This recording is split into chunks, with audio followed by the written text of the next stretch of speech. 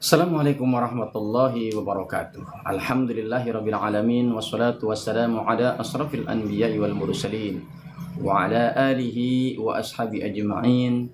Subhanaka la ilma lana illa ma 'allamtana innaka antal alimul hakim. Rabbi israh li sadri wa yassir li amri wa hlul 'uqdatam min lisani yafqahu qawli amma ba'd. Segala puji bagi Allah yang dengan Rahman dan Rahimnya hari ini setelah kita diistirahatkan oleh Allah dalam semalaman penuh, kita ditidurkan, diistirahatkan, dan kemudian kita dibangunkan oleh Allah dalam kondisi yang segar. Dan betapa beruntungnya orang-orang yang ketika bangun kemudian dia berpikir positif, kemudian dia meyakini bahwa itu semuanya atas anugerah dari Sang Maha Pencipta Allah Azza wa Jalla. Dan kemudian lisannya berucap dengan mengucapkan alhamdulillahilladzi ahyana ba'dama amatana wa ilaihin nusur. Karena diawali ketika hendak dia tidur, kemudian berserah diri penuh kepada Allah dengan mengucapkan bismika Allahumma ahya wa bismika amut. Di dalam batinnya kemudian dia bersyukur, terima kasih ya Allah, hari ini Engkau kembalikan jasad kami dalam kondisi yang sadar, dalam kondisi yang hidup, masih diberikan kesempatan. Karenanya yuk kita tanamkan di dalam pikiran hati kita, ya, di dalam pikiran benak kita untuk berpikir positif, untuk bersyukur, karena dengan bersyukur janji Allah akan ditambah nikmatnya. Karenanya sahabat-sahabatku, tidak ada sesuatu yang membuat diri kita bahagia kecuali kita yang men-settingnya. Salawat dan salam tak lupa kita harus senantiasa haturkan kepada orang yang paling baik, orang yang paling terkasih, orang yang senantiasa terus memikirkan kita meskipun penderitaannya dialaminya, tapi tetap memikirkan kita agar kita ini selamat, agar kita ini bahagia, baik di dunia maupun di akhirat. Dia adalah Nabi besar Muhammad Sallallahu Alaihi Wasallam. Karenanya jangan pernah melupakan beliau dengan kita bersolawat kepadanya dengan ucapan Allahumma sholli ala Sayyidina Muhammad wa ala ali Sayyidina Muhammad.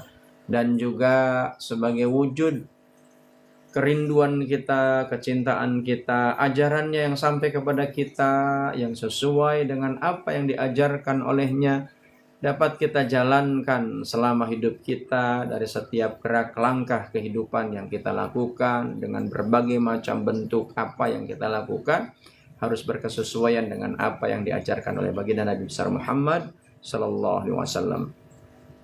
Sahabat-sahabatku yang dirahmati Allah Subhanahu Wa Taala, saya mendoakan siapapun yang menyaksikan ataupun yang menyimak live streaming ini, mudah-mudahan Allah dimudahkan, mudah-mudahan Allah memudahkan rezeki sahabat-sahabatku, baik yang sedang ada di jalan, yang ada sudah sampai di kantor, atau yang masih siap-siap di rumah, ya, mudah-mudahan oleh Allah dibahagiakan hatinya, ditenangkan pikirannya, dimudahkan urusan kebaikannya, kerjanya dibimbing oleh Allah yang kelak dengan pekerjaan yang dilakukannya menjadi pekerjaan yang mendatangkan kebaikan baik di dunia maupun di akhirat.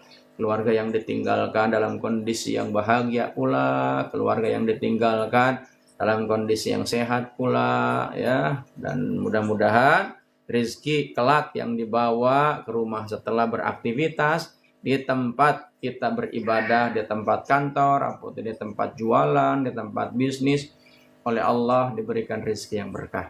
Sahabat-sahabatku yang dirahmati Allah Subhanahu Wa Taala, tema kita pada pagi hari ini beriman dan berpikir kritis. Itu adalah hal yang mutlak harus kita lakukan kalau kita ingin menjadi manusia yang beruntung, manusia yang bahagia baik di dunia maupun di akhirat. Karenanya sahabat-sahabatku, saya nulis sebuah buku, judul bukunya adalah Jalan Keseimbangan, dengan sebuah konsep adalah peta menuju kekayaan, map to reach the balance ways, ya. Jadi sahabat-sahabatku yang dirahmati Allah Subhanahu Wa Taala, Iman ini menjadi sebuah pondasi. Iman itu apa? Iman itu adalah atas dik qalbi, aqwalu bil lisan, wa af'alu bil arkan. Iman itu adalah membenarkan dengan hati apa yang dibenarkan. Yang dibenarkan adalah sesuatu yang kita yakini akan kebenarannya.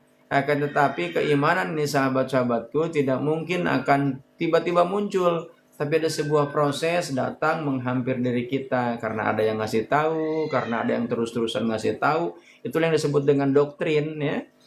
Itulah yang kemudian akhirnya lambat laun muncul sebuah keyakinan, baik itu karena ada doktrin ataupun karena ada keilmuan, yang akhirnya kita memilih sebuah prinsip, sebuah keyakinan bahwa itu adalah benar adanya, ya. Jadi sahabat-sahabatku yang dirahmati Allah Subhanahu wa taala, karenanya ketika batin kita, pikiran kita, ya, kemudian kita satukan, yang kemudian kita jadikan bahwa itu adalah sebagai sebuah pondasi untuk mengatakan bahwa ini adalah benar adanya, maka silahkan Anda pupuk, silahkan Anda jaga, ya. Makanya dalam definisi yang disampaikan oleh para ilmuwan, para ulama, bahwa yang namanya iman itu adalah atas biqalbi, dibenarkan dengan hati. Diawali dengan itu dulu. Kemudian baru karena menganggap sudah benar, di dalam batin sudah kuat, muncul sebuah komitmen, muncul sebuah keistiqomahan, kemudian diucapkan dengan lisan, wa aqwalu bil lisan, diucapkan dengan lisan. Maka kalau dalam konsep ajaran Islam, ucapan tentang sebuah komitmennya yang kemudian distatementkan, diucapkan dengan mengucapkan asyhadu alla ilaha illallah wa asyhadu anna muhammadur rasulullah. Dan itu bukan hanya sekedar ucapan, sahabat-sahabatku, tapi ucapan yang penuh dengan kekuatan, ucapan dengan sebuah kesadaran, yang akhirnya kemudian kita dinyatakan pasrah, dinyatakan berserah diri penuh. Kepada siapa? Kepada yang diyakini, yang tadi atas dik qalbi itu. Maka lisan kita itu yang diucapkan tentang kebenaran-kebenarannya adalah tidak ada Tuhan selain Allah dan Nabi Muhammad utusan Allah. Itulah yang kemudian statement. Baru setelah kita ini membenarkan dengan batin, ya, dengan hati, kemudian kita ucapkan, kita statementkan dengan lisan, baru kita wujudkan dalam wujud praktek, dalam wujud amalia, ya. Makanya wa af'alu bil arkan, kita keluarkan itu apa yang kita ucapkan itu bukan hanya sekedar omong doang, bukan hanya sekedar ucapan saja, tapi kita wujudkan, kita implementasikan. Kenapa? Karena banyak anak-anak kita, misalnya anak-anak kecil mengatakan, itu mudah kalau hanya sekadar bicara. Yang paling sulit itu adalah buktinya. Nah, pembuktian itu, sahabat-sahabatku, adalah sebagai sebuah perwujudan dari yang kita akui akan kebenarannya, yang kemudian kita ucapkan dengan lisan, mungkin kemudian kita wujudkan dalam bentuk perbuatan. Makanya sahabat-sahabatku, di dalam Al-Quran ada sebuah kalimat, ya, yang tertuang di dalam Al-Quran surat yang kita kenal dengan surat Wal Asri, ya, surat Al-Asr, ya. Apa yang disampaikan? Wal asri innal insana lafi khusr illal ladzina amanu. Manusia ini dikasih waktu oleh Allah, dan Allah bersumpah dengan menggunakan waktu, ya, dan kalimatnya adalah wal asri, demi waktu asar. Sesungguhnya manusia ini rugi. Kenapa waktu asar? Asar itu tandanya akan berakhirnya siang hari, ya. Analogi sederhananya, kalau manusia ini sudah berakhirnya di siang hari, aktivitas akan berhenti, ya, untuk istirahat. Maka analogi yang bisa kita ambil, artinya apa kalau dalam kehidupan? Itu sudah tanda-tanda, sudah warning, ya, sudah peringatan kritis. Kalau sudah tua tapi masih berbuat maksiat, itu warningnya tidak diperhatikan, maka kemudian celakalah kita, ya. Ketika sudah asar, sudah waktu asar masih leha-leha, tidak mempersiapkan diri untuk menuju istirahat, maka tidak heran ada orang yang sampai malam nggak bisa tidur. Kenapa? Karena belum makan. Ada orang yang memang nggak bisa tidur. Kenapa? Karena pikirannya masih digandrungi oleh hal-hal yang memang dia pikirkan secara keras. Akhirnya apa? Coba aja. Meskipun malam datang sampai larut malam, dia nggak akan bisa tidur. Kenapa? Karena pikirannya terus digelayuti oleh hal-hal yang memang dia ingin kejar tapi tidak tercapai. Kenapa? Ya karena memang sesuai dengan logika. Karenanya sahabat-sahabatku yang dirahmati Allah Subhanahu wa taala, maka lihat supaya tidak menjadi orang yang rugi, maka dasari dengan iman, tapi kemudian iman tidak cukup, tapi harus diwujudkan dengan amal soleh. Amal soleh ini adalah wa'af'alu bil arkan, sebagai sebuah perwujudan dari keimanan. Nah, nanti ada wujudnya kalau dalam Al-Quran itu apa wujudnya? Watawasau bil haq, watawasau bis sabr. Saling mengingatkan ketika ada orang yang melakukan kesalahan itu saling mengingatkan. Kita sedang benar, ya kita ingatkan. Tentu ada sebuah strategi dan caranya. Saling mengingatkan dalam kesabaran, ya. Dua aspek inilah yang kemudian sebagai sebuah perwujudan, ya, dari keimanan kita yang kemudian diwujudkan dengan amal soleh. Termasuk pada pagi hari ini sahabat-sahabatku, saya menyampaikan ini dalam upaya untuk watawasau bil haq, watawasau bis sabr. Bukan berarti posisi saya lebih hebat, enggak. Sahabatullah, kritik, saran, masukan, dan juga keilmuan itu sangat diharapkan dari para audien, ya, sahabat-sahabat semua yang menyaksikan ataupun mengikuti, menyimak tentang live ini. Sahabat-sahabatku, kita ini bersyukur hari ini bagi umat Islam sudah memasuki bulan Sya'ban, dan pada hari ini sudah masuk tanggal 14 Sya'ban.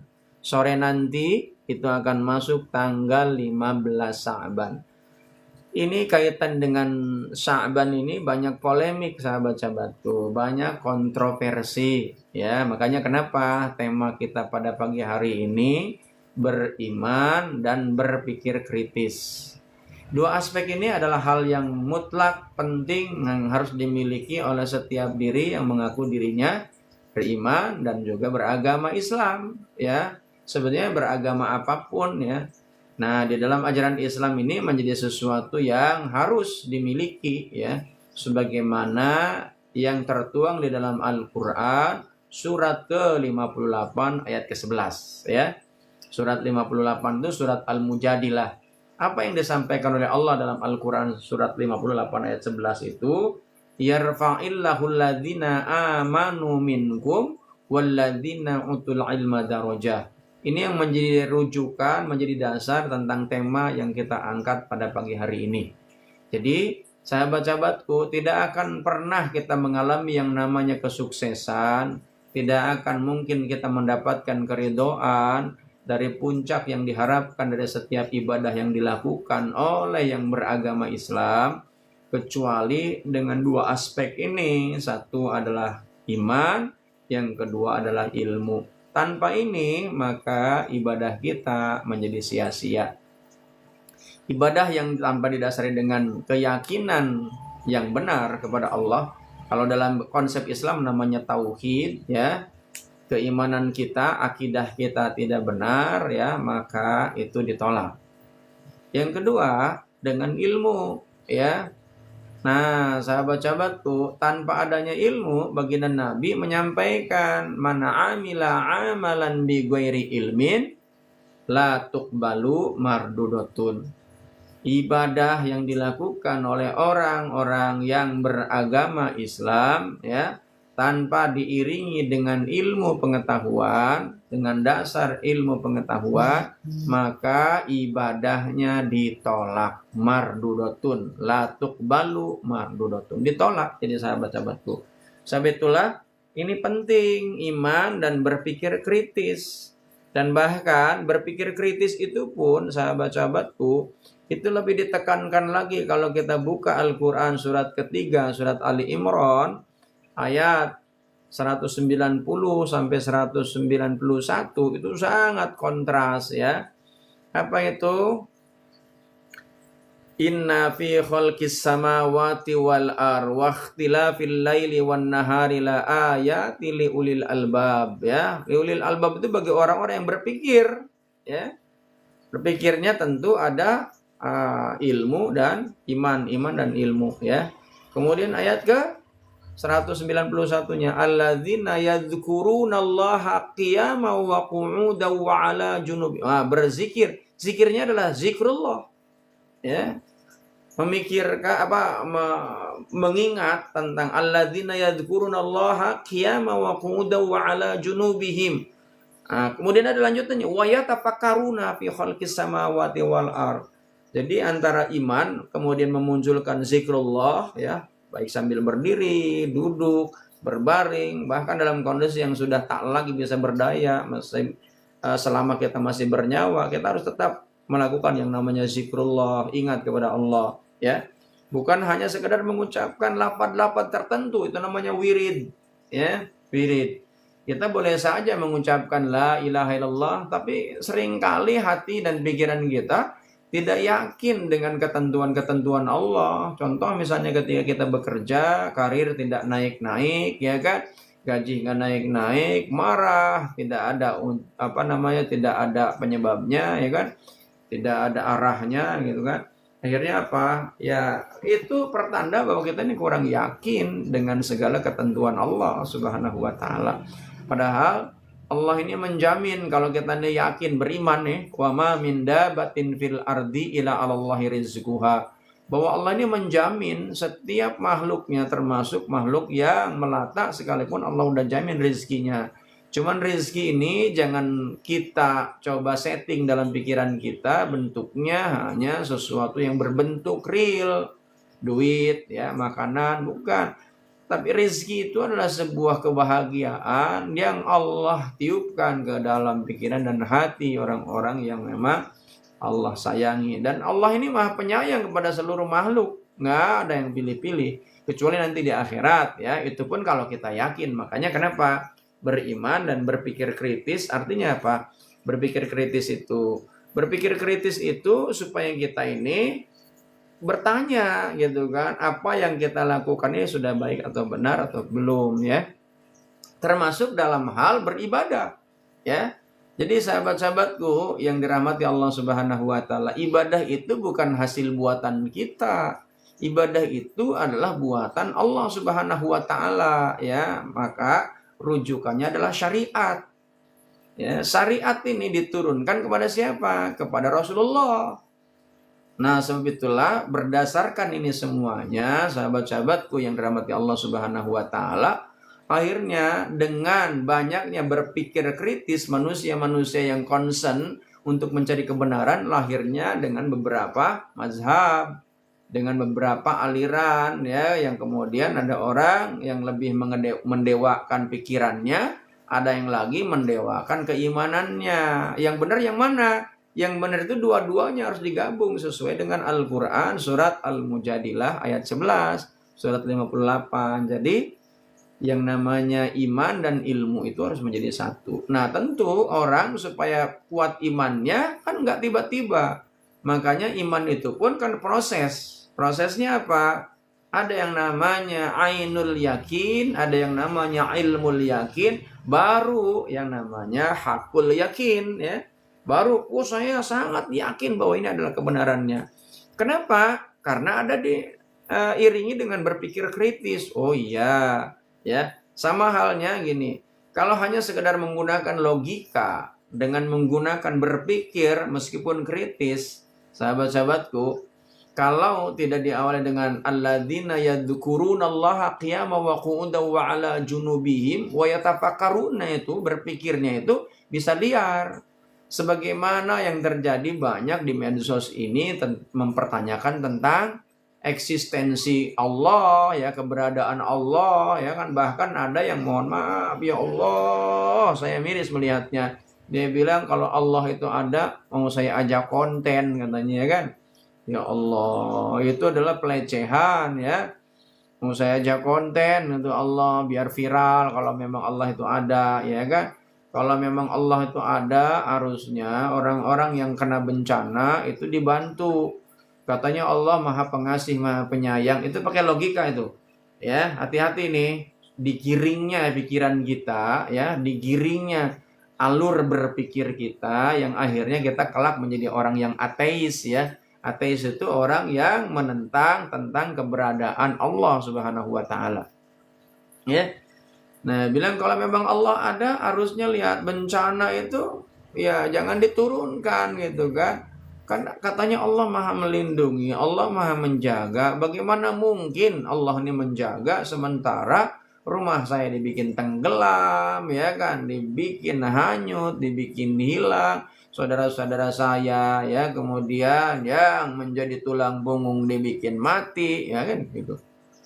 Nah, itulah sahabat-sahabatku, ini pentingnya yang namanya iman dan ilmu, ya, berpikir kritis, beriman dan berpikir kritis. Nah, itulah sahabat-sahabatku, ini berpikir kritisnya harus ada pondasinya. Ya, kalau dulu saya waktu kuliah itu ada, karena saya kuliah berlatar belakang dari komunikasi dan penyiaran Islam yang dikenal dengan dakwah. Saya S1-nya adalah SAG, ya. SAG itu sarjana agama, yang saya memilihnya adalah jurusan dakwah, ya, komunikasi dan penyiaran Islam. Jadi sahabat-sahabatku, dulu waktu saya kuliah itu ada yang namanya jurusan akidah filsafat, ya. Kenapa akidah dulu kemudian filsafat? Filsafat itu diajak berpikir. Sebenarnya kalau kita nih belajar tentang filsafat, filsafat itu kan mencari tentang kebenaran dengan menggunakan pendekatan logika. Tapi nih kalau kemudian akidahnya tidak kuat, sahabat-sahabatku, maka bukan hal yang mustahil kemudian mengkritisi Tuhan, mengkritisi Allah Subhanahu wa taala, ya. Sehingga kalau kemudian akidahnya kurang kuat, ya, fondasi keimanannya kurang kuat, maka yang lebih menonjol adalah logikanya. Nah, kalau logikanya lebih menonjol, akhirnya Pak, ya berpikirnya agak dianggap aneh oleh orang-orang yang tidak memahaminya. Misalnya kayak begini, Tuhan itu sebenarnya nggak ada kalau kita tidak meyakininya. Allah ini memang aslinya nggak ada gitu, kata orang-orang yang hanya menggunakan logika. Kenapa? Karena logika ini terbatas, sahabat-sahabatku. Nah, sebab itulah dengan dengan keterbatasan logika ini, maka diperlukan keimanan, ya. Tapi ini ada sahabat-sahabat kita, ya, sahabat-sahabat kita, sahabat-sahabat saya nih, ada orang yang kemudian berpikir kritis, mencari semua agama dia coba ikuti, ya. Sampai saat ini masih ya saya belum tahu karena itu berakhir atau tidak, karena nanti penentuannya adalah ketika kita saat ajal, ya, penentuannya. Karena belum tahu saat ini, setelah sekian agama yang dia lewati, dia ikuti, akhirnya dia memeluk ajaran Islam. Itu kan pilihan, ya, pilihan dengan berdasarkan hidayah, sahabat-sahabatku. Dan kita nih nggak tahu, memang kalau dalam konsep ajaran Islam itu kita nggak ada yang tahu bahwa esok hari kita masih beriman atau tidak. Kita ini tidak ada yang tahu, karena bisa saja kemudian kita karena berpikir kritis tanpa pondasi keimanan yang kuat, maka bisa jadi kita akan beralih, ya. Nah, sebab itulah itu dua-duanya adalah dua aspek yang memang harus kita tetap jaga, ya. Iman harus kita kuatkan, keilmuan akan keimanan, berpikir kritis harus kita kuatkan. Dengan keimanan itu kita ini harus bertanya, kenapa kita ini harus beriman kepada Allah? Kenapa kita harus ngikutin Rasulullah? Kenapa kita harus ngedengerin apa yang disampaikan oleh para ulama? Apa yang disampaikan oleh ulama ini sudah benar atau tidak? Itu berpikir kritis namanya. Sehingga kita bertanya, ya kan? Oh, contoh misalnya, oh ada yang menyampaikan tentang ceramah, sebagaimana yang rame saat ini polemik kaitan dengan nisfu Sya'ban, karena ini sore, ya. Gitu. Kemudian dia bilang ada siapa yang melakukan sholat di nisfu Sya'ban, maka dia akan mendapatkan kebaikan dunia dan akhirat. Siapa yang membaca surat Yasin 3 kali dengan niat ini dan itu, maka hasilnya ini dan itu. Nah, itu coba kita yang beragama Islam plus yang punya keilmuan, ya, kita ini berpikir kritis, ya, berpikir kritis, bertanya. Ini apa ya? Nah, kalau dalam konsep ajaran Islam ini sahabat-sahabatku ya, gini, bukan saya mengkritisi tentang amalannya enggak, tapi mengkritisi tentang apa yang kita lakukan ini sudah berdasar atau tidak. Kenapa? Karena dalam ajaran agama ini ada ibadah ya, ada yang namanya muamalah, dan semuanya yang dilakukan itu harus berdasar ya. Nah, sebab itulah kalau dalam beragama itu ada 3 konsep yang harus kita miliki. Apa itu 3 konsep itu? Yang pertama adalah mabda ya. Jadi 3 konsep ini untuk mencoba mengkritisi ya, atau berpikir kritis kaitan dengan agama ya yang kita anut ya gitu, yaitu Islam. Nanti di dalamnya ada ibadah. Yang pertama adalah mabda, yang kedua adalah manhaj, yang ketiga adalah ghayah. Mabda itu apa, sahabat-sahabatku? Mabda itu adalah rujukan, ya kan? Menjadi sumber lahirnya kita ini untuk melakukan ini dan itu, ada nggak rujukannya, ya kan? Oh, kalau nggak ada rujukannya, nanti sesuatu yang oleh orang ya, yang di luar sana disebutnya adalah bid'ah, ya. Bid'ah itu adalah sesuatu yang mengada-ngada. Kalau nanti kaitan ibadah dengan sesuatu yang hasil rekayasa kita, itu kan bahaya, sahabat-sahabatku. Makanya kenapa harus diprotek, ya, harus dijaga, harus dilindungi dengan cara kita ini belajar. Ya, nah, ketika belajar itu adalah sebuah proses kritis. Kita berpikir kritis, nanya, gitu kan, bertanya kepada orang yang menyampaikan.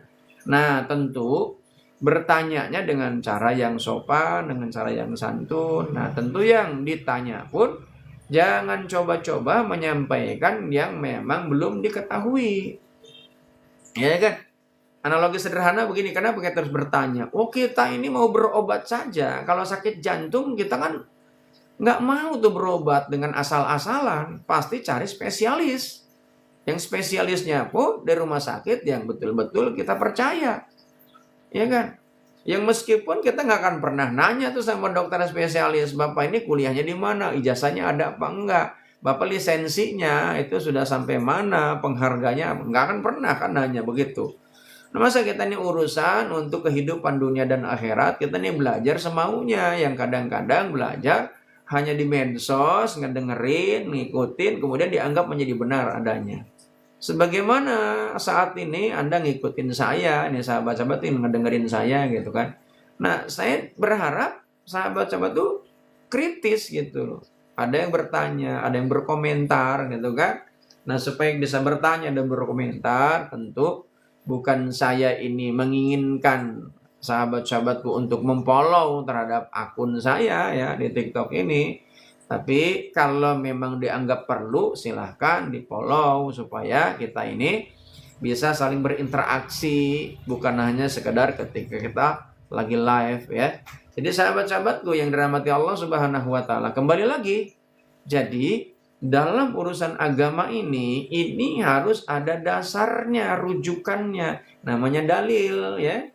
Nah, kaitan dengan nisfu Sa'ban, ada nggak dalil yang khusus gitu kan bahwa di nisfu Sa'ban kita harus sholat, harus baca ini, dan kalau dicari di dalam Al-Quran dan hadis nggak akan ketemu. Karena sumber yang pertama yang harus kita jadikan rujukan adalah Al-Quran bagi orang yang beragama Islam. Yang kedua adalah hadis. Yang ketiga adalah ijma, konsensus ya, kesepakatan para ulama. Tentu ulama ini bukan orang-orang sembarangan yang sudah dia gali dengan beragam keilmuan yang dimiliki. Akhirnya lahirlah yang namanya kesepakatan para ulama. Nah, tentu ulama ini bukan orang sembarangan karena al-ulama warasatul anbiya. Ulama ini pewarisnya para nabi. Kemudian apa lagi ya? Sahabat-sahabatku, maka rujukan dalil berikutnya namanya qiyas ya. Qiyas itu apa? Qiyas itu analogi namanya. Nah, kalau kemudian dalil-dalil itu tidak diketemukan, ya lebih baik jangan sampai kita bekerja, analogi sederhana mungkin, bekerja udah capek-capek nggak digaji. Ya. Manusia ini sahabat-sahabatku, ya, itu sesungguhnya tidak ada yang manusia tanpa pamrih, itu nggak ada. Ya, manusia hidup ini nggak ada yang namanya tanpa pamrih itu. Semuanya berpamrih. Cuman ada yang berpamrihnya kepada makhluk, ada yang berpamrih kepada Khalik. Ya. Nah, kalau berpamrih kepada makhluk seringkali kecewa, tapi kalau berpamrih kepada Khalik, insya Allah nggak akan pernah kecewa. Ya, kenapa? Ya, karena Allah nggak akan pernah ingkar janjinya. Tapi ini juga harus didasari dengan keimanan yang kuat. Kalau nggak ada keimanan, nggak bisa. Karena Allah ini nggak nampak, Allah ini nggak kelihatan. Ya, jadi sahabat-sahabatku yang dirahmati Allah Subhanahu wa taala. Nah, ini ada yang nanya, umat tazkiyah, Pak Ustadz ada dalilnya nggak tentang nisfu Sya'ban? Kalau nisfu Sya'ban secara khusus tidak ada dalilnya, ya, nggak ada dalilnya. Hanya ya memang nisfu Sya'ban itu pertengahan Sya'ban. Yang ada kaitan dengan Sya'ban ini Rasulullah SAW itu tidak pernah melakukan ibadah lebih intens ya dibandingkan dengan bulan-bulan yang lain kecuali di bulan Sya'ban ya. Puasa sunnah itu full 1 bulan itu Rasulullah dilakukan di bulan Sya'ban ya. Maka ada seorang ulama yang memang dengan keilmuannya itu tidak diragukan, namanya Abu Bakar Al-Waraq Al-Balkhi. Beliau ini adalah pamannya dari Imam Tirmizi. Ya, Imam Tirmizi kita tahu kalau orang yang sering ngaji itu adalah perawi hadis yang sahih. Apa yang disampaikan oleh Abu Bakar Al-Waraq Al-Balkhi bahwa Rajab ya diawali dengan ada 3 bulan tuh kan Rajab, itu Rajab kan arba'atu hurum ya, 4 bulan yang dimuliakan. Kemudian Sya'ban itu di antara arba'atu hurum Rajab dengan bulan yang sangat mulia di atas arba'atu hurum ya, 4 bulan yang dimuliakan. 4 bulan yang dimuliakan itu apa? Ada Rajab, ada Muharram, ya ada Rajab, ada Zulqaidah, ada Zulhijjah, ada Muharram ya. Nah, Ramadan gak masuk dalam 4 bulan itu. Kenapa? Karena Ramadan melebihi daripada itu ya. Jadi sahabat-sahabatku kalau ditanya tentang apakah ada dalilnya, secara khusus tidak ada yang dilakukan untuk melakukan malam nisfu Sya'ban tersebut. Nah, cuman yang di dalam nisfu Sya'ban ini apa yang sih dilakukan? Yang dilakukan tuh baca Quran ya. Kemudian ada sholat ya. Sholat apa? Sholat maghrib ya. Jangan ngejar datang setelah sholat maghrib, kemudian baca Yasin, ya, kemudian baca doa, ya, berharap ini dan itu. Sebetulnya yang memang yang harus dipertanyakan itu kenapa harus tanggal 15 gitu kan? Sya'ban harusnya dari sekarang, dari kemarin, dari Rajab, dari kapanpun baca Al-Quran. Dan memang permohonan kepada Allah itu ya setiap saat, gitu kan? Nah, kemudian dengan tradisi ini bagaimana? Selama tradisi ini tidak bertentangan dengan syariat, ya, artinya bertentangan, tidak ada sesuatu yang berbau maksiat, tidak ada sesuatu yang berbau kemusyrikan, gitu. Ya nggak ada masalah, cuman kita harus cerdas dan kritis, ya. Kita hadir di sana hanya sekadar baca Quran, ya. Ya, memang tidak ada penghususan harus baca Yasin, boleh juga baca Al-Quran sebanyak 114 surat ya, dari surat Al-Fatihah sampai surat Al-Ikhlas surat An-Nas ya. Cuman itu kan nggak akan kelar itu sampai pagi ya kan, seminggu aja belum tentu kelar itu kan bacanya. Jadi kalau ada orang yang khatam 1 malam ya, saya ini nggak tahu bagaimana cara bacanya, karena bacaan Al-Quran tuh harus waratilil Qur'ana tartilan, harus baik dan benar. Jadi kembali lagi sahabat-sahabatku yang dirahmati Allah Subhanahu wa taala, dalam beragama ini itu harus ada 3 aspek yang harus terpenuhi ya. Yang pertama adalah mabda. Mabda itu adalah rujukan, dalil ya kan. Dalil itu Al-Quran, kemudian sunnah, baik itu fi'liyah, kauliyah, hamiyah, takririyah gitu kan. Itu penting ya kan. Kemudian kalau nggak ada ya di dalam hadis ya, tadi hadis atau sunnah Nabi ya, bukan sunnah fikih ya, bukan, tapi sunnah Nabi yang melekat pada Nabi. Kemudian ada yang namanya ijma. Ijma itu kesepakatan para ulama. Kemudian ada yang namanya qiyas. Qiyas itu analogi. Jadi sahabat-sahabatku yang dirahmati Allah Subhanahu wa taala, makanya itu kalau kemudian kita ini dalam melakukan ibadah, termasuk nanti tanya, tadi sudah ada yang nanya ya, sudah yang bertanya apakah ada dalilnya. Dalil secara khusus nggak ada. Tapi kalau kemudian kita ini dalam upaya untuk bersilaturahim, karena kan memang sudah terwujud ya, sudah tercipta. Tapi saya perlahan-lahan untuk memberikan arahan, ya, memberikan pencerahan kaitan dengan nisfu Sya'ban itu. Sebagaimana ini nanti siang saya membahas tentang evaluasi ibadah di bulan Ramadan. Nanti saya akan lakukan live juga di PLN, ya. Saya akan menyampaikan itu tentang evaluasi di bulan Ramadan karena banyak juga yang kurang pas gitu dalam pendapat-pendapat para ulama. Saya bukan hasil pemikiran saya, ya, tapi pendapat para ulama. Saya tinggal nyontek aja nih sahabat-sahabatku, bukan seorang pemikir, ya, sebagaimana ulama, ya, orang-orang yang soleh gitu. Saya bukan orang soleh, ya, saya bukan kiai, bukan ustadz, ya, tapi saya ini berkewajiban untuk menjadi ambil bagian daripada khair ummah, ya, menjadi khair ummah. Khair ummah itu apa? Sebaik-baiknya umat. Kuntum khairu ummah ukhrijat linnas ta'muruna bil ma'ruf wa tanhauna 'anil munkar. Untuk bisa menjadi ambil bagian daripada khair ummah, sebaik-baiknya umat, itu syaratnya adalah menyampaikan kebaikan dan mencegah kepada yang mungkar. Nah, tentu memang itu pasti berhadapan dengan resiko, ya. Nah, kemudian yang kedua, ya, bahwa aspek yang harus diperhatikan ketika kita menjadi orang yang beragama, apa itu? Ada yang namanya manhaj. Manhaj itu adalah metode, manhaj itu adalah cara, praktek dalam beragama. Dan manhaj yang terbaik adalah manhajnya Nabi Muhammad SAW. Nah, kemudian kita berpikir kritis. Nah, saya bagaimana tahu bahwa itu manhajnya Nabi? Ya, dari mana? Saya nggak ketemu. Saya nggak hidup pada zamannya. Saya kan nggak pernah, ya, tahu bahwa ini dari Nabi atau tidak. Nah, sahabat-sahabatku, Allah ini menyampaikan inna nahnu nazzalna dzikra wa innahu lahafizun, ya. Wa inna nahnu lahafizun. Jadi Allah ini menurunkan yang namanya risalah. Itu dijaga oleh Allah. Dijaga oleh Allah itu diturunkan orang-orang yang memang berkompeten. Orang-orang yang memiliki ketafakuhan, ya, tafakuh fiddin, memiliki pemahaman terhadap agama yang mendalam. Maka diturunkan setiap periode, setiap waktu itu orang-orang yang bisa memberikan pencerahan. Selalu memang itu Allah yang atur. Ini tenggelam datang, ini tenggelam datang. Terus begitu memang Allah selama hidup ini. Ya, maka datang lagi orang yang cerdas, orang yang memang Allah udah siapkan untuk apa? Memberikan pelurusan. Cuman kadang-kadang ada orang yang kemudian nerima dan tidak. Jangankan orang bukan kita seperti layaknya kita, nabi, rasul yang betul-betul memang itu utusan Allah langsung, ya. Itu pun ditolak. Ya, di zaman itu sampai saat ini pun ada yang nolak, apalagi kita. Yang jelas, yang penting kita sampaikan saja manhaj yang terbaik. Dan bagaimana caranya untuk mengetahui tentang manhaj yang terbaik itu? Maka sahabat-sahabatku, cari guru. Kalau kaitan dengan yang namanya agama, cari gurunya yang memang ketahuan latar belakang pendidikannya, latar belakang kehidupannya.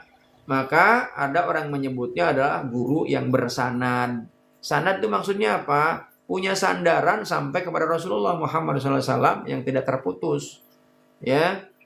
Nah, sekarang ini kan banyak lagi ramai juga polemik tentang dzurriyah, ya, tentang yang namanya nasab, ya. Saya tidak ikut-ikutan sahabat-sahabatku, ya. Tapi mari kita berpikir kritis, ya. Dengan keimanan itu berpikir kritis itu akan membantu. Kalau nggak berpikir kritis, kita menjadi orang yang taklid, orang yang buta taklidnya itu, ya, hanya ikut-ikutan. Ikut-ikutan nih sahabat-sahabatku, karena orang itu dianggap percaya, ya, akhirnya apa? Dibawa nyebur ke got, bawa nyebur ke jurang, gitu kan? Kalau orang yang berpikir kritis, meskipun itu orang yang dekat dengan kita, kalau memang arahannya itu nggak bagus, ya dia pasti akan menghindar, gitu kan? Harus kita bertanya kritis. Kalau kemudian dia nggak bisa menjawab dengan dasar rujukan yang jelas, tadi kan urutannya tadi kan harus punya rujukan. Ada mabda, ya, ada dasar. Wong saya ketika nulis karya ilmiah, baik tesis, skripsi, disertasi, ya kan, itu harus ada landasan rujukannya. Kalau nggak ada landasan rujukannya, dicoret itu, ya kan? Itu di kampus. Apalagi ini agama, ya kan, yang akan menyelamatkan hidup kita di dunia dan di akhirat. Ini kalau di kampus nih kita nih bikin karya ilmiah, Rujukannya apa? Ya, kalau kita bisa mempertahankan dengan argumen yang kuat, ini dasarnya adalah pemikiran saya. Nah, gitu misalnya kan gitu. Itu kalau dalam menulis karya ilmiah. Oh enggak, saya Pak cuma nulis aja, rujukannya saya nggak tahu. Ya dicoret udah, nggak lulus itu. Ya kan? Harus ada rujukannya. Nah, apalagi dalam beragama, sahabat-sahabatku, yang menuntun kehidupan kita itu harus ada rujukannya. Kemudian kita nih tahu rujukannya, tahu caranya, ya kan? Contoh misalnya kaitan dengan sholat. Sholat yang kita lakukan sudah baik, benar atau tidak? Sudah benar dan baik atau tidak? Makanya jangankan kita saat ini yang jaraknya dengan Nabi 1500 tahun lebih. Yang sangat mungkin terjadinya yang namanya penyimpangan, pembelotan yang akhirnya banyak yang namanya firqah-firqah, mazhab-mazhab. Nah, nggak ada masalah kita makanya kalau ngaji, kalau mengikuti kajian jangan satu guru, jangan eksklusif gitu kan. Nah, kalau kemudian setelah sekian banyak guru kita tanyain, oh ini sama, ini sama, ini sama, ini sama. Wah, udah boleh kita ikutin ya. Nah, tentu harus ada dasar ya kan sama itu. Jadi kata kuncinya itu harus ada dasar. Baru kemudian kita mencari tahu tentang apa yang dilakukan oleh Nabi itu sudah sesuai belum. Nah, zaman Nabi kaitan contoh misalnya sholat. Sholat yang dilakukan oleh Nabi itu ada yang ditegur tuh sahabat. Sampai kemudian diulang lagi. Sampai kemudian seperti apa ya Rasulullah? Kata Rasulullah, shollu kama ra'aitumuni usolli. Sholatlah engkau sebagaimana sholatku. Nah, sholatnya Nabi seperti apa? Ternyata itu Rasulullah menyampaikan, ya diriwayatkan oleh para sahabat, diriwayatkan oleh para perawi hadis, yang kemudian itu harus kita pelajari. Takbir seperti apa, meletakkan tangan seperti apa, ruku seperti apa, sujud seperti apa. Karena dalam sholat aja ada yang beda-beda tuh gerakannya. Ya kan? Itu harus berpikir kritis. Gitu. Nah, apalagi itu kan padahal tuh sholat yang memang sudah jelas-jelas dalilnya ada. Di dalam Al-Quran, aqimis sholat, ya. Wa atuz zakah warka'u ma'ar raki. Itu kan ada perintahnya, dirikanlah sholat, ya kan? Itu ada waktunya, sholat maghrib, sholat isya, sholat subuh, itu disebutin dalam Al-Quran tentang waktu-waktunya. Nah, kalau ada yang nanyain, emang sholat ada disebutin, itu sholat isya, sholat, ada di dalam Quran. Nah, itulah pentingnya kita menggali dan mengkaji, ya. Kemudian apa lagi? Setelah manhaj, metode, dan bagaimana caranya mengetahui tentang manhaj? Kita satu yang jadi kuncinya adalah dengan metode itu, karena kita tidak hidup dengan zaman Nabi, jangankan Nabi, dengan tabi'in aja kita nggak ketemu, ya kan? Dengan ulama yang sepuh aja kita nggak ketemu. Taunya adalah ulama-ulama yang sekarang, gitu kan? Tapi meskipun ulama-ulama sekarang, kalau memang itu dasarnya jelas, rujukannya bagus, ya, memang betul sesuai, ya nggak apa-apa kita ikuti, ya, berdasarkan kita dilihat ini banyak nggak sepakat sejalan apa tidak. Sekarang ini polemik nih ajaran agama ini, beda aliran jadi berantem ya, saling hujat, saling menjelekan. Yang lebih miris lagi sahabat-sahabatku, lihat ada ulama ya karena memang tidak sependapat dengan kita, dibuatlah mukanya di medsos ya kan, sebagaimana layaknya binatang yang ada bahkan mohon maaf kepalanya tidak diinjak ya. Itu sama saja menghinakan, tidak boleh sahabat-sahabatku ya, tidak boleh kita menggunakan medsos untuk menjatuhkan, merendahkan orang, itu nggak boleh. Meskipun itu ada sesuatu yang kita benci ya, karena di dalam Al-Quran itu kan orang yang beriman itu innamal mu'minuna alladzina idza dzukirallahu wajilat qulubuhum wa idza tuliyat alaihim ayatu zadatuhum imana wa ala rabbihim yatawakkalun. Jadi orang beriman itu senantiasa berzikir ya kepada Allah ya. Dan juga sahabat-sahabatku, orang yang beriman itu ya, alladzina yanquduna fi sarra'i wad dharra'i wal kadhiminal ghaidh wal 'afina 'anil nas wallahu yuhibbul muhsinin. Orang yang mampu menahan amarah, orang yang mampu peduli dalam kondisi yang sulit maupun dalam kondisi yang mudah gitu kan. Dan orang yang senantiasa ingat kepada Allah baik pagi, siang, petang, malam ya kan, setiap saat. Itu orang yang baik ya. Jadi sahabat-sahabatku yang dirahmati Allah Subhanahu wa taala, itu aspek yang kedua yang harus dimiliki orang yang beragama khususnya Islam. Yang ketiga adalah apa? Ghoyah. Ghoyah itu apa? Bukan goyang ya. Ghoyah. Huruf ghi. huruf ghin ya, ghayah. Apa itu ghayah? Ghayah itu artinya tujuan ya. Setiap ibadah itu punya tujuan, sahabat-sahabatku. Lihat, ada syahadat, ada sholat dalam rukun Islam itu kan rukunnya kan. Kemudian ada puasa, ada zakat, ada haji. Masing-masing punya tujuan, secara garis besar adalah ibadah. Ya, tapi ibadah masing-masing itu punya tujuan. Syahadat adalah sebagai sebuah komitmen dengan konsistensi yang kita nyatakan melalui lisan karena keimanan kita kepada Allah dan Rasul-Nya, yaitu Rasulullah Muhammad SAW. Kemudian sholat inilah sebagai sebuah sarana untuk membentuk karakter kita yang diulang-ulang selama sehari semalam itu 5 kali. Itu karena pembentukan karakter tuh nggak bisa hanya sekali, harus terus-terusan. Nah itu akan terbentuk kalau kita tahu tujuannya, tahu tentang isinya, ya. Karena sholat bukan hanya sekedar gerakan, ada takbir, ada meletakkan tangan, ya kan, kemudian ada ruku, ada sujud, bukan hanya sekedar itu sholat itu, tapi itu harus ada keilmuan yang harus kita coba dalami. Ya, jadi sahabat-sahabatku, maka sama halnya puasa itu punya ghayah, punya tujuan, ya. Sama halnya ketika kita nisfu Sya'ban. Nisfu Sya'ban itu tujuannya apa? Ya. Karena kita cari tahu nih. Karena ada informasi-informasi yang disampaikan bahwa pada tanggal ini, ya, itu catatan amal kebaikan dilaporkan kepada Allah, ya, dengan amalan-amalan yang sudah dilakukan pada tahun-tahun yang lalu. Dan kita begitu habis maghrib kan sebenarnya nisfu Sya'bannya mulai dari habis asyar, karena kalau dalam konsep ajaran Islam itu ya pergantian tanggal itu adanya di sore hari karena sistemnya sistem perputaran bulan ya. Makanya yang namanya pergantian bulan itu adanya di habis asyar gitu. Beda sama Masehi berdasarkan dengan matahari, adanya di tengah malam ya perputarannya berganti gitu. Nah, sahabat-sahabatku yang dirahmati Allah Subhanahu wa taala, coba cari dalil. Ya, memang seperti itu enggak? Tanya gitu sama orang-orang yang berkompeten ya. Kenapa mengadakan nisfu Sya'ban ya? Gitu. Bukan nggak boleh gitu. Nah, kita diminta untuk berpikir kritis oleh Allah itu. Kita diminta untuk apa? Bertanya. Ini saya bukan menolak gitu, enggak. Yang dibacakan Al-Qur'an, ada surat Yasin, ada doa, ada sholat. Ya silakan. Ya, lakukan dengan sebaik mungkin ya. Jadi ada punya tujuan ibadah itu. Sehingga bukan hanya sekadar kita melakukan. Kenapa? Ya karena tadi saya bilang, nggak ada orang sebetulnya bebas dari pamrih. Nggak ada. Manusia tuh nggak ada yang namanya bebas dari pamrih. Orang yang paling beriman sekalipun ada pamrihnya. Cuman pamrihnya adalah kepada Khalik. Jadi bohong kalau saya melakukan nggak ada tujuan apa-apa. Bohong itu. Itu kan cuma lisan doang. Ya.